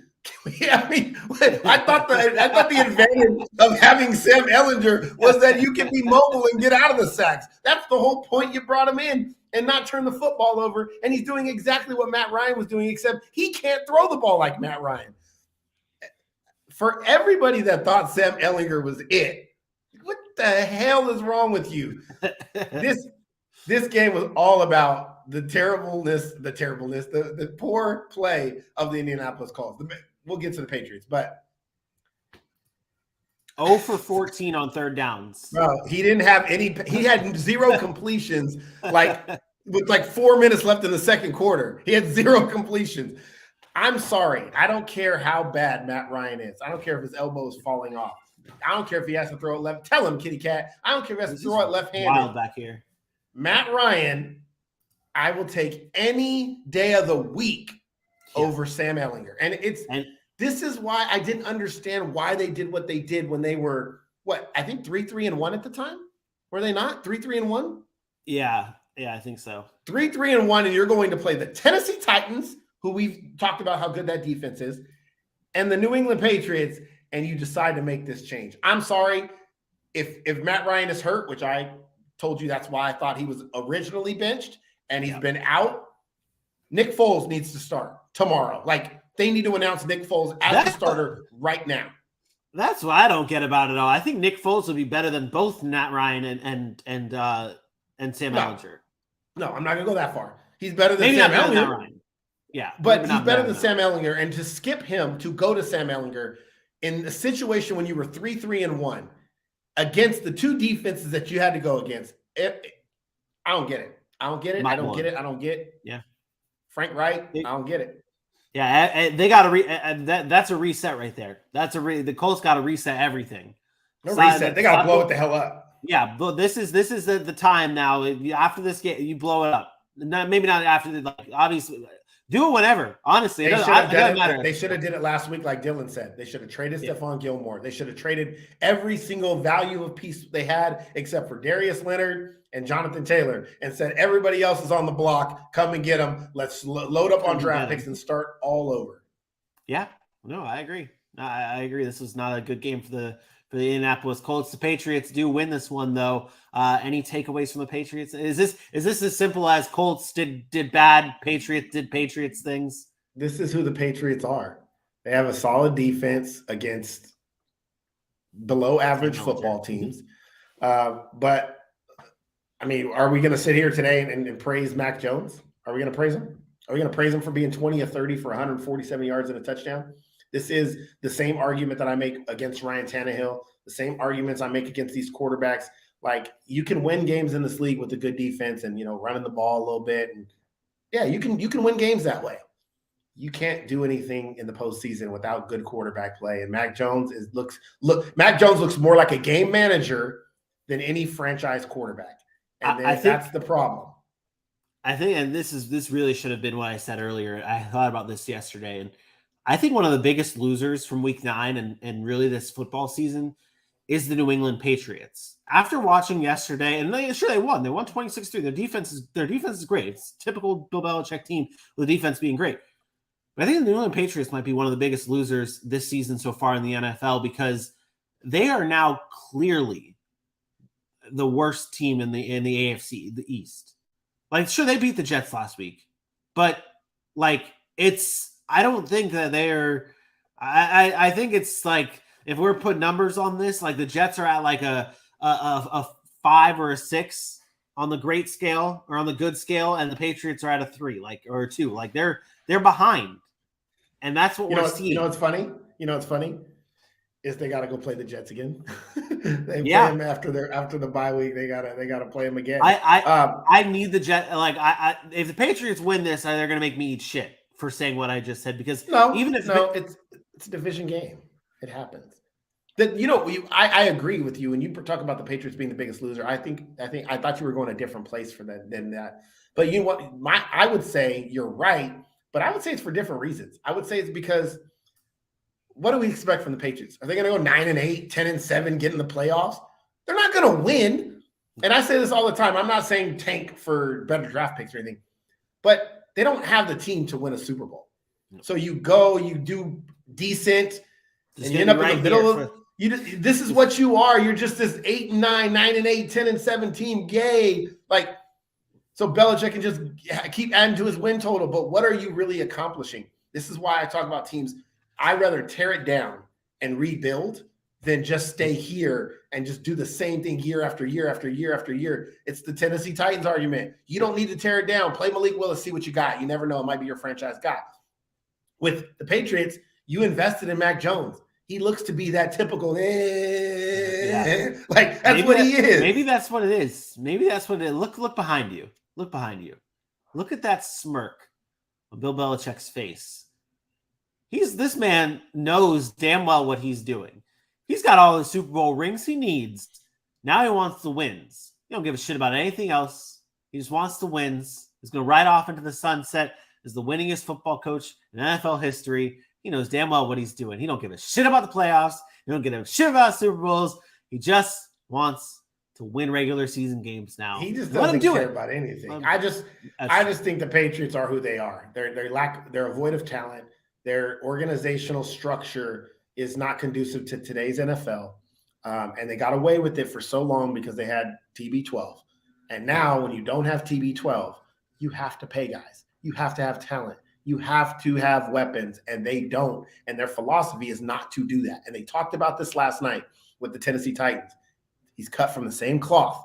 You trade A.J. Brown, and A.J. Brown is over there laughing at the Tennessee Titans. And now the Patriots are in that same situation. You don't want to pay anybody. You don't want to give anybody a contract. And when you do, it's guys that aren't really worth it. And they're just kind of this, I just imagine like somebody just floating along, like no cares in the world, just blah, blah, blah, blah. I need a new roller coaster meme video where it's just the Patriots just going on. It's just a flat. That's what I need. They do win this game though, 26-3. They do move to 5-4. Colts move to 3-5-1. Another AFC East battle. Another AFC East teams, I should say. Let me restart that one. The Buffalo Bills, the New York Jets, AFC East showdown. The Jets win it 20-17. The Jets defeat the Bills. Like, this was a game that we talked about it when we were previewing it Friday. The line was way off. And we questioned it. You questioned it. You said it's disrespectful to the Jets. And what do? They come in and they shove it to the Buffalo Bills. They shut them down, holding them to 17 points, holding that offense to just 17 points now. The Jets have held their opponents to 20 or fewer points in 5 of their past 6 games. This defense is legit. Lots of dudes on this defense that can go after the quarterback, that can make turnovers, make plays in the secondary. They are a special team on the defensive side of the ball. The offense as well looked good, looked exactly like what we said they needed to do for their wins. Running the ball, Michael Carter, 12 carries, 76 yards, and tutty. James Robinson finds the end zone as well. First touchdown as a New York Jet. This Jets team won this game by doing exactly what they needed to do. As stupid as that may sound, they did it. Aaron, your takeaways from this one. First of all, I want to ask if there's any NFL owners out there or general managers that are looking for a consultant or another coach, because I feel like I could have coached this game. I told you guys exactly what the formula was, and you got away from it last week, and you lose. And then I tell you what to do, and you listen to me. I'm glad you guys pay attention to the Sack City podcast, and you find a way to make it happen. Not only Did I say you needed to run the football and, not put Zach Wilson in bad situations and he will be more effective? But then I also said Garrett Wilson was going to have a really good day against the secondary that had been banged up. And what does he do? He has a really good day. I'm just saying, I'm available. I can talk to my station. I think they'll let me go coach a little bit in the NFL if that's an opportunity. Just saying, if you hear this, let me know. 916-385-4473. Call. That's my phone number. Yeah, I'll put it out there. Wow. Anyways, if you guys start blowing up my phone, like Stetson Bennett says, I'm gonna call you back. Oh man. Anyways, look, the Jets did what they were supposed to do, and the addition of James Robinson filled that kind of Breece Hall role, I guess you could say. He's obviously not as explosive. He didn't run the ball particularly well, but they gave him the ball, and it took pressure off of Zach Wilson in that passing game. And then you talk about the defense. The defense is the staple. It's what Robert Saleh's identity is. We knew that was going to be the focus of this team when Robert Saleh comes in, and it has been. Sauce Gardner gets beat early by Stephon Diggs, and they're having a little friendly battle, and then he just locks in, gets a pick, baited Josh Allen. That defense played well. DJ Reed was out for part of this game. He left this game, and they still found a way. I don't know. I have more takeaways from the Jets than I do the Bills. The Bills are fine. I don't care. Yeah, the Jets deserve the most credit. It was disrespectful to have that big of a spread on the road in against a division opponent who was over 500. I said that. I said this is the most disrespectful thing that I've seen from a Vegas line. And this is why. It's because they are not fraudulent, and it's on the road, and it's a division game. So I thought that made it seem like it was such a big upset. Oh, my God, this is crazy. But if that line was set where it should have been, which is maybe more like 3.5, 5, 6, maybe max, whatever it was, then I say, okay, the Jets came in and found a way to win. But I thought the line made it even more disrespectful. Shout out to the Jets, though. This is an indictment. It's crazy. This is going to sound like it doesn't even connect. This is a big indictment on the Detroit Lions if they don't go get a franchise quarterback and Dan Campbell, because they're building very similarly. Yeah. The difference is what the Jets are doing are equating to wins. And I will say the one thing the Jets can lean their hat on or Detroit can say is, well, the Jets already have their franchise quarterback, right? Zach Wilson, that's supposed to be their franchise guy. Well, I think there's other pieces that the Jets have that the Lions might not have yet, to be completely honest. No. That's not what I'm saying. I'm saying they're building the same way. They took the young, changing the culture, and they started. You can see the culture shift with the Jets. It's not just, I'm not even talking about the talent, but the culture shift with the Jets. But the difference that Detroit, like Dan Campbell, can lean on is like, hey, they already got their quote franchise quarterback. We don't. But when you talk about those teams, they're very, very similar in the aspect of what they've done as far as trying to build it. Detroit did it through the running game and the offensive line. Jeff Okudah has been playing like a lockdown corner this year, despite how bad that Detroit Lions defense has been. They got Aiden Hutchinson. They have a very similar setup. The difference is the Jets are winning, and they have a franchise quarterback, and the Detroit Lions are not winning, and they have Jared Goff. So very similar, obviously not identical, but similar in the way they're trying to build their franchise. Same, but different. same, but still same. Different. But still same. And the Jets in this game, you talk about the way they're built. They have their building blocks right there, and Sauce, Garrett Wilson, Zach Wilson. You got your running game. You got the pass rush, Quinn Williams, and that defensive line has been great. They sacked Josh Allen 5 times. Second game this season with 5+ sacks. Only the Cowboys are the only other team that has done that this season. It's looking good for the New York Jets as they defeat the Buffalo Bills 20-17.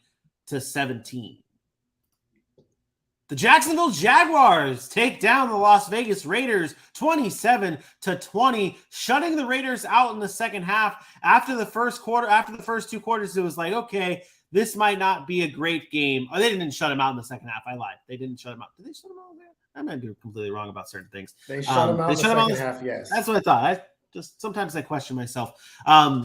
If you were to say I left my apartment at halftime to go to work and I watched the rest of the game at work and I was talking to my wife and it was like, oh, the game's over. I can shut it off. It doesn't matter. And I'm like, I'm going to switch my jersey. I'm going to take it off. I'm going to put a different shirt on. I'm a very superstitious person. They go in after halftime. They win the game. And I'm like, don't count the Jaguars out yet. Like, I feel like the Jaguars have something going. And they did. They shut him out in the second half. 27 points from Trevor Lawrence in this offense total. What did you see from the Jaguars that helped them win this game? Josh McDaniels. Josh McDaniels. You can't blow leads like this in the NFL. And it's not even about blowing the lead. It's the game plan and the scheme when you're in those situations. And I just don't think he's doing a good job as putting his team in the best chance putting his team in good position to win these games. We saw it earlier this year when they did it to Arizona and they allowed Arizona to come back. And now you allow them to come back again. This time it's Jacksonville. And you got to give credit to Jacksonville. They did a good job of staying in the game, and Trevor Lawrence played well, and Travis Etienne and Christian Kirk, and all they played well. But Josh McDaniels, the game plan, I don't know what happened at halftime. You're supposed to be a boy genius or whatever it is you're supposed to be. And everything shifted. Momentum shifted.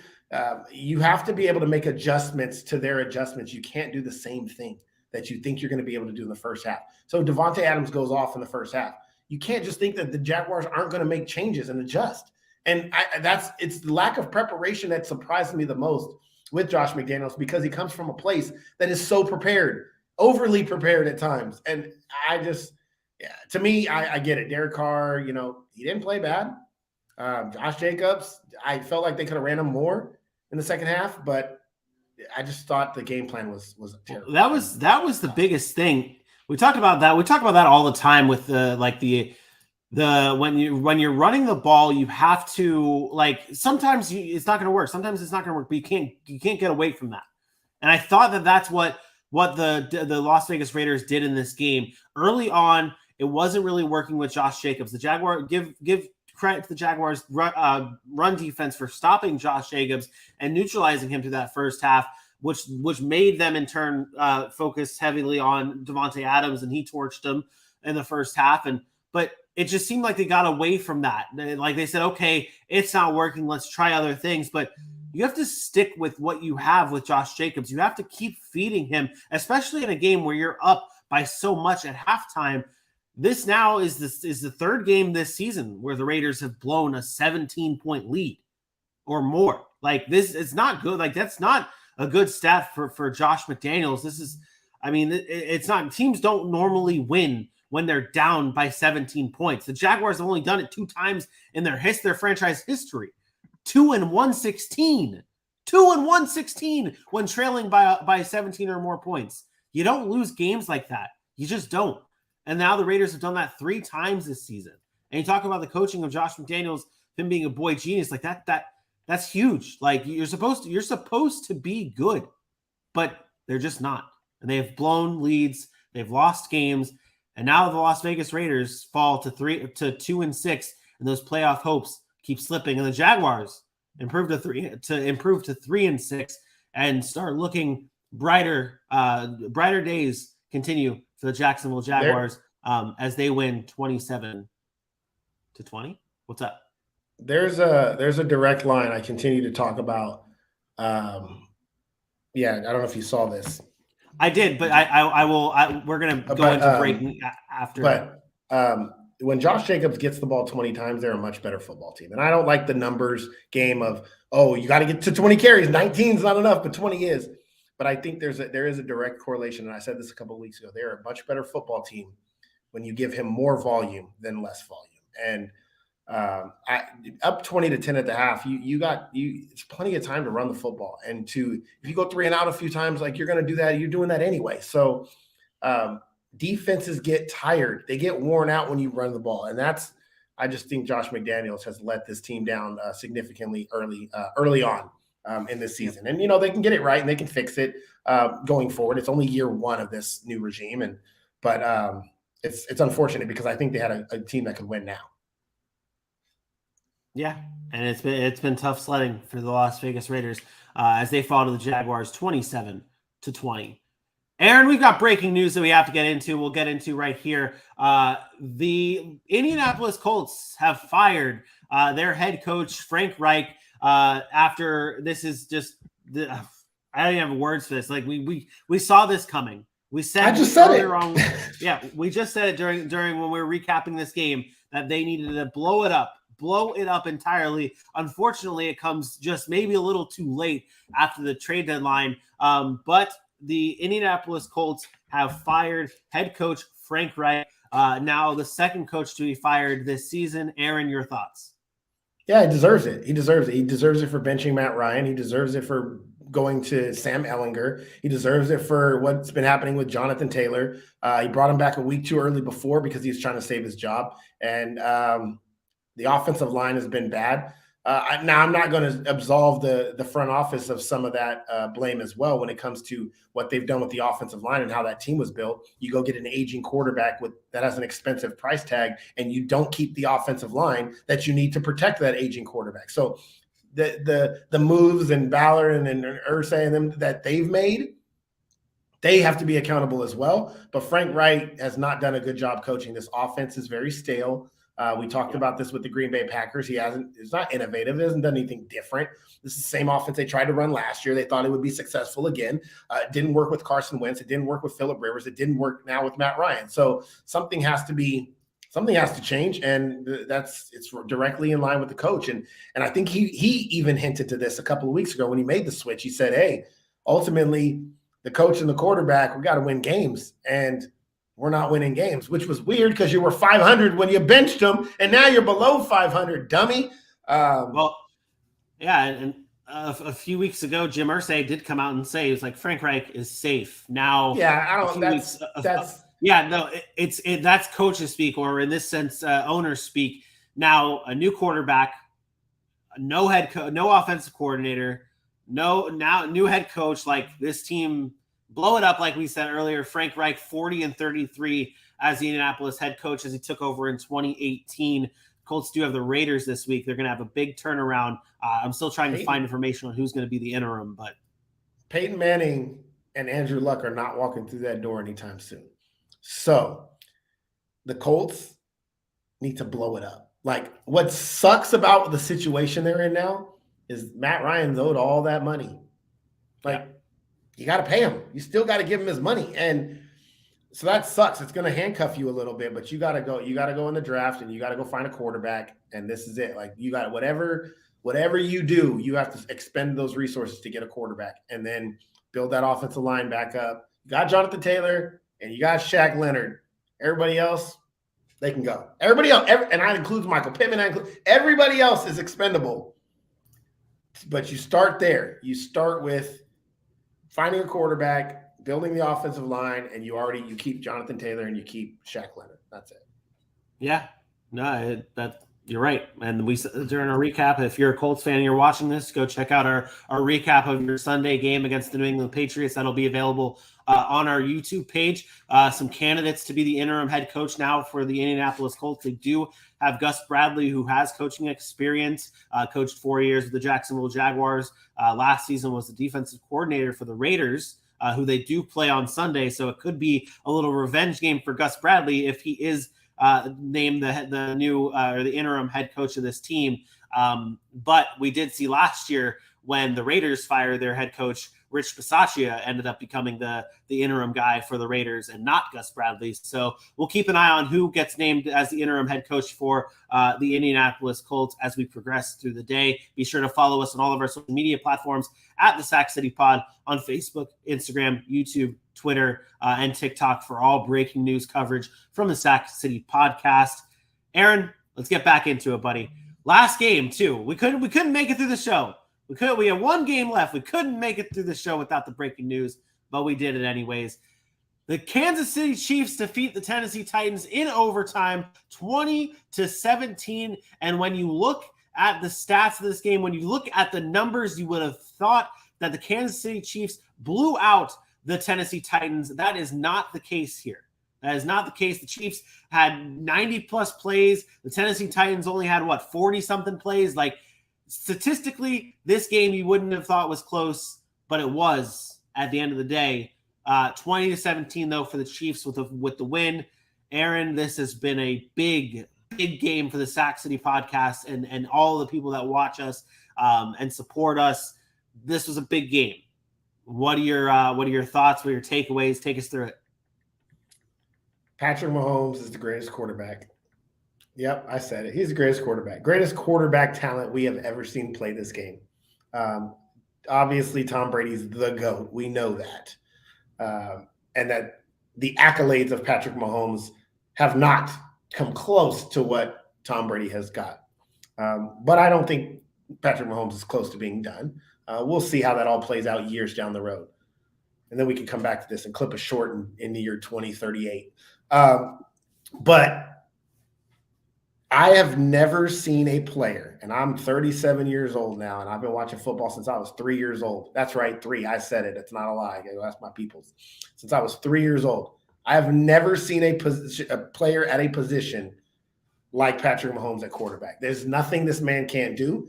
When I joke and I say like, oh, he's the second coming of Jesus Christ and he can walk on water, and like it's a joke, but he's that good. He is that good, and I don't think people appreciate him enough. As a matter of fact, I think people are trying to wait for his downfall, wait for it not to work anymore, because it seems like we're so quick to put the next guy in there. It took Tom Brady, like how long did it take for Tom Brady to overtake Joe Montana, right? As the great, like we waited and we said, okay, let's see, Brady won a Super Bowl. Okay, now he's the GOAT.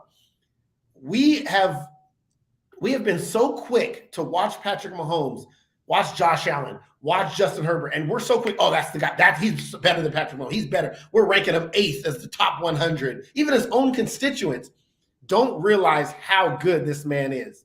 And once again, in a game where he only scored 20 points, threw the ball, dropped back to throw the ball 70 times. 70. And what do we always say? If a quarterback's throwing that many times, he's probably lost the game because he was behind. He drops back 70 times, sacked 4 times, throws a pick, and still found a way to win the game. He found a way to win the game. That last drive, he's the one who ran the ball. He's the one that made those plays inside and outside the pocket. He's made those plays. And it's, once again, I'm going to say it, we should appreciate him even more. This is, if you don't do it now, you're going to be behind the 8 ball. I'm telling you, this is the LeBron. This is the Jordan. This is going to be one of those players in 20 years. We're going to look back and we're going to say, man, I'm glad I got to watch that dude play, because he is the greatest that we've ever seen. And I truly believe that. I say I pick the Chiefs every year to win Super Bowls. I would argue that the same could have been said about Brady when he was winning all his Super Bowls. You could have picked them every year. Doesn't mean they were going to win every year, but you can pick them every single year. Mahomes puts up 4 to 5 Super Bowl on his resume. He'll have many MVPs. He will go down as the greatest quarterback that's ever played this game. I truly believe that. Like, that's how talented this man is, barring injury and something, Andy Reid got to stay, obviously around for a little bit longer, because I think that dynamic duo is special. Nobody plays the quarterback position like him, and I can't even. I want to say one more thing when we compare him to Josh Allen, because I think that's the direct line right now. It's Josh Allen is probably the clear number 2. Look what Josh Allen is unable to do when he doesn't have Stephon Diggs. And if you watch the second half of that Jets game, Stephon Diggs was pretty much non-existent. Where was Gabe Davis? Where was Isaiah McKenzie? None of these guys were really able to produce. Patrick Mahomes threw to how many receivers yesterday? I'm like, first of all, Travis Kelce and Juju Smith both had 10 catches. Mecole Hardman had 6. Noah Gray had 3. McKinnon had 6. Watson had 2. Clyde Edwards-Helaire, Marquez Valdes-Scantling, Kadarius Toney, Michael Burton, and Isaiah Pacheco all had catches. All of them. He doesn't care if you're the 53rd man on the roster.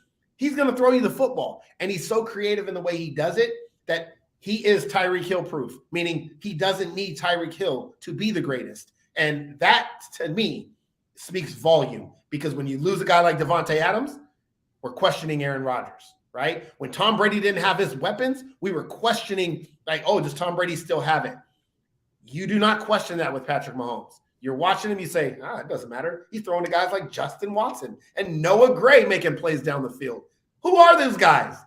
It's insane. Okay, I'll get off my Patrick Mahomes soapbox this week. Tune in next week. I have another one. I mean, it's deserving. It was that also might have been the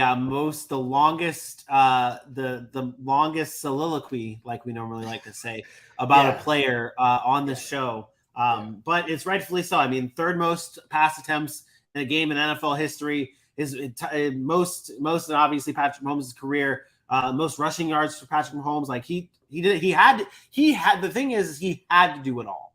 He had to in this game. Because you saw in this game where Travis Kelce wasn't at his best. Like, Travis Kelce still had 100 yards. Like, he still had a day. Like, don't get me wrong. Travis Kelce still had a day, 106 yards on 10 receptions.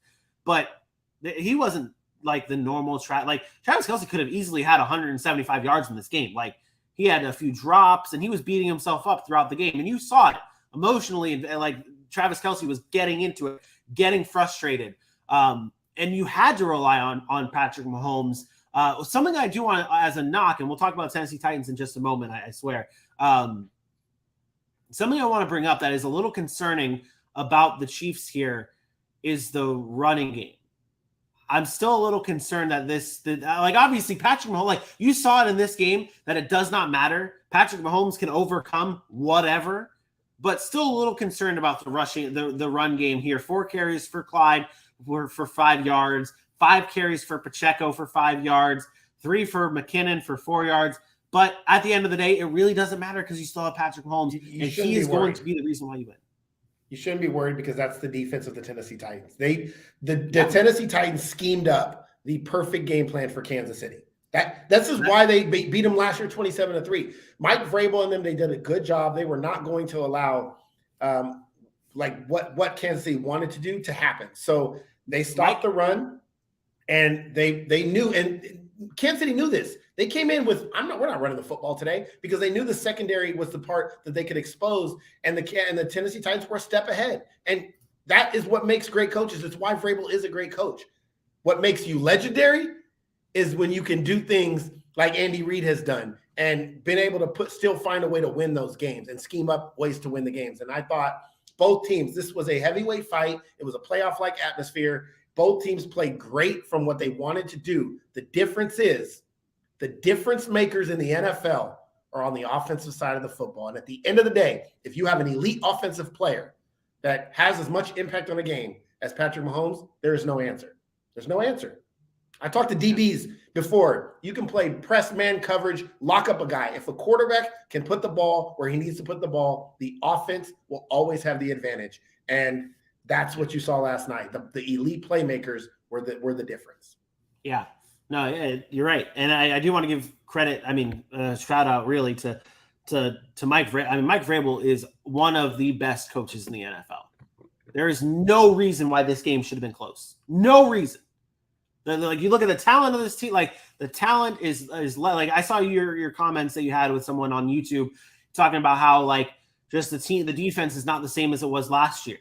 It doesn't even matter. Like, Roger McCreary is forcing interceptions. Like, this is a team that does not have like loads and loads of talent, but they have a Derrick Henry and they have a great coach, and they're in games. Like, there's no reason why this game should have been 20-17, except for the fact that they have a Derrick Henry and they have a Mike Vrabel as the best coach, one of the best coaches in the NFL. He deserves his flowers at the end of this one, as they kept it close with the with the Kansas City Chiefs. But at the end of the day, we talk about it all the time. We talked about it before earlier on in the show.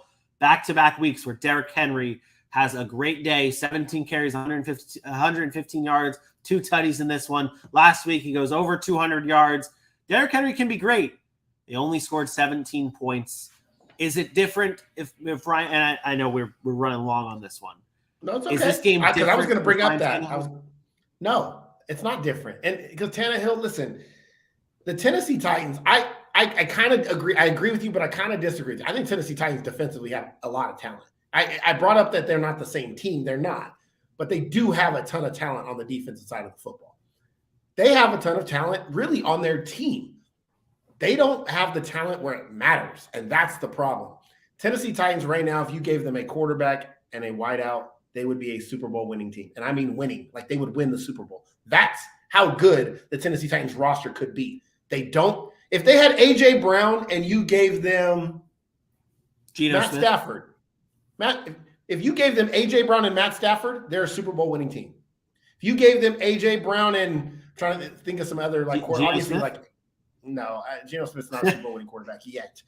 He's got to show Kirk Cousins, Joe Burrow, Justin Herbert, Joe Burrow, and you give them A.J. Brown. They're a Super Bowl winning. And that's with Derrick Henry, the roster the same. They are a Super Bowl winning team with that.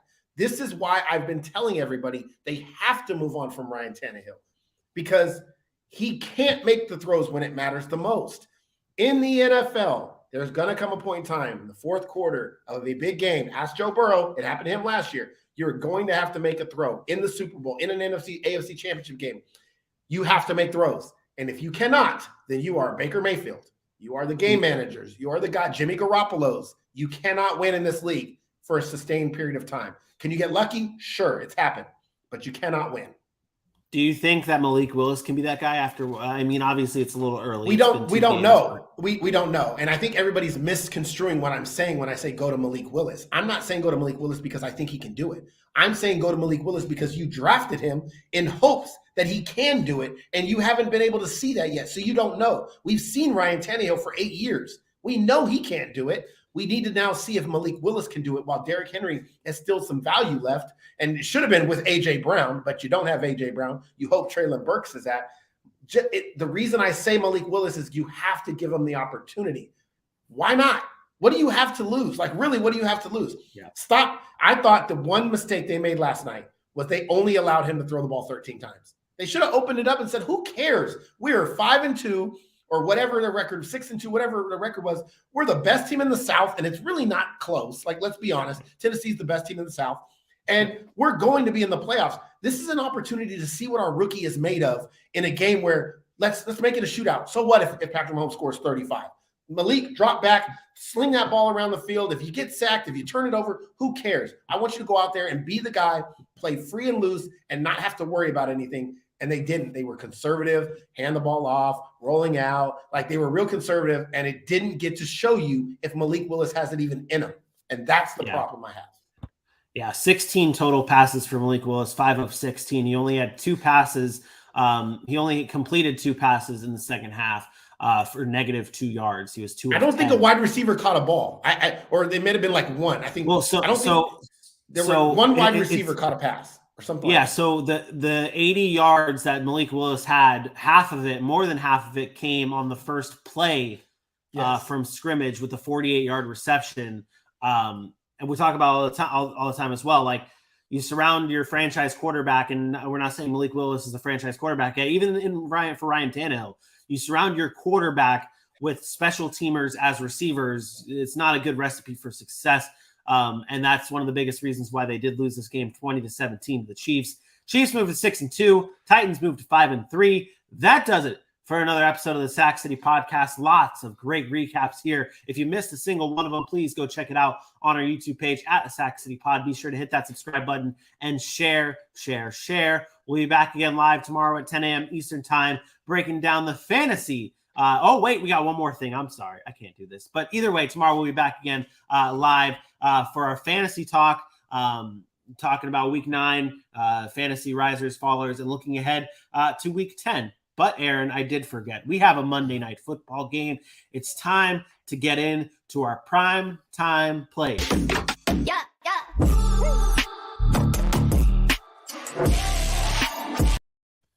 It's time for our prime time DFS plays.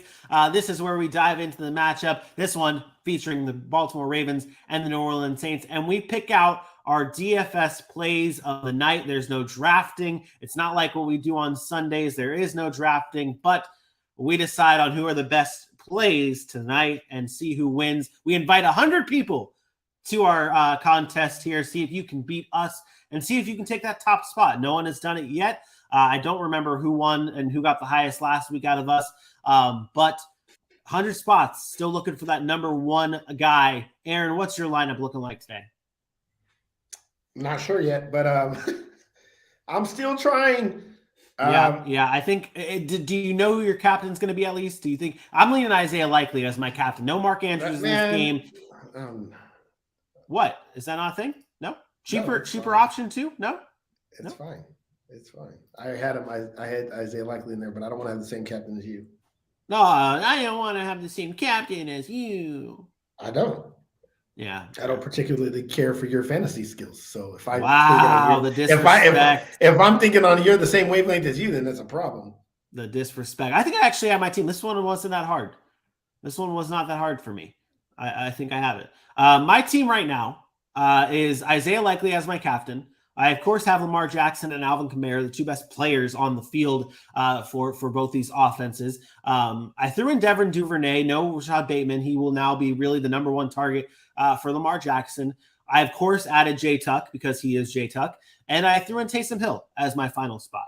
I think I'm going to submit that. I don't think there's really much changes going on. Obviously, a Chris Olave could be a good play here too, but I'm locking that in. Isaiah Likely, Devin Duvernay, Lamar Jackson, Alvin Kamara, Justin Tucker, and Taysom Hill. Yeah, so not great here.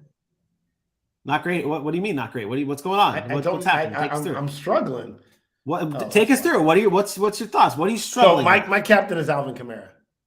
Okay, so not a bad decision. That's just going to be that. Yeah, I think I'm going to go here. All right, so I'm going. This is so ugly. I'm going Alvin Kamara, Lamar Jackson, Justice Hill, Isaiah Likely, Chris Olave, and James Prochet. You know, I picked up. What do you think about James Prochet? What do you think about him? What's your? Basic fantasy. So basically, I will just talk about it at the end of the show. I had bye weeks, a lot of bye weeks I already won. You really didn't. I looked at your lineup. You were like, oh my God, this is Bymageddon for your team. You really didn't have that many. It is the most I will see all season. The most players on bye week. No, when you said it, when you were like, oh my God, I'm probably going to take the L. I went and I was like, oh, let me check out his team. Like, who does he have to go with this week? And I was like, bruh, you had to sit CeeDee Lamb and like one other person. Like I had to sit CeeDee Lamb, Amari Cooper, Michael Gallup, and I had Keenan Allen dead on my IR. You had to sit CeeDee Lamb and Amari Cooper. You had CeeDee Lamb and Amari Cooper on bye weeks. Michael Gallup ain't done nothing. You're not even an every week starter for you. You were very dramatic about, I'm on Bymageddon. No, been an every week starter for me. Yes. Oh my God. But so back to my original. Michael Gallup has not had a double-digit game this week. So Bymageddon would be like, oh my God, I'm missing my best player. He didn't play this week, so of course he didn't have a double-digit game this week. No, I'm saying what I'm saying is you said it was Bymageddon for you. And I'm like, no, these players, it's not. Bymageddon would indicate your best players, all of your best players are on buys. Like the players that you always have to rely on. It was Amari Cooper and CeeDee Lamb. That was it. A lot of my best players were not in my. Either way, this is not about me. This is about James Prochet. Yeah. I'm trying to get into conversation about James Prochet. With my team, I started Traquan Smith in this game. In this game specifically, I chose Traquan Smith over James Prochet. Who cares? What do you see? Is this just a shot? You've already won. Is this a James? but I'm talking for DFS for people, okay? Okay, I'm really not trying. For DFS, James Prochet is a good play today because you got to look for those deep dart throws, especially in stuff like this. For regular fantasy, no. Rashad Bateman was barely a thing. Devin Duvernay is barely a thing. Of course, James Prochet is not a real thing in fantasy. Why you picked him up? I don't know. So it's a shot. It's a shot for James Prochet in a DFS, and that's strictly that. That's it. That's it. Yes. Okay, got it. Fantastic. That's your DFS lineup. If you're asking me for regular fantasy advice, you can cut him. I don't know why you picked him up.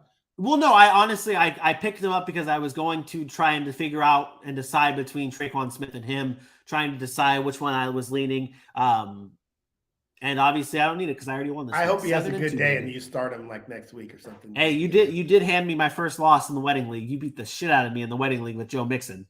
You beat the shit out of me. But either way, that does it for another episode of the Sack City Podcast. We'll be back live again tomorrow at 10 a.m. Eastern Time, bringing you all the fantasy content on the Fantasy Drive presented by the Sack City Podcast. We hope you enjoyed the show. For my best friend Aaron Mukes, I am me. We will see you tomorrow. Peace out. That was awesome. That was awesome.